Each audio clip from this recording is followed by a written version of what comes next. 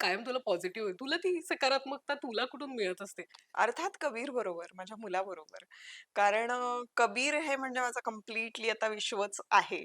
तो अजून मला असं वाटतं लहान आहे. हो. तोपर्यंत तो त्याला मी हवी आहे आणि खरं सांगायला गेलं तर मला तो जास्त हवा आहे. हो. हं. त्यामुळे त्याची किती गरज आहे मला माहीत नाही, पण माझी खूप गरज आहे. म्हणजे कबीरचे काही शब्द, काही वाक्य माझे बाबा असते तर ते काय म्हणाले असते, हे आपसूक त्याच्याकडनं येतात, कसे येतात मला अच्छा. काही माहिती नाही.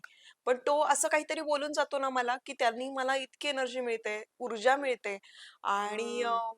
पुढे काम सुरू होतं. म्हणजे मला आठवतंय सुभेदार चित्रपट मिळाला, तेव्हा मी त्याला त्याच्यासमोर रीडिंग करत होते अच्छा. आणि त्यावेळेला तो मला म्हणाला, की "मम्मा हा तुझ्यासाठी खूप छान रोल आहे हां.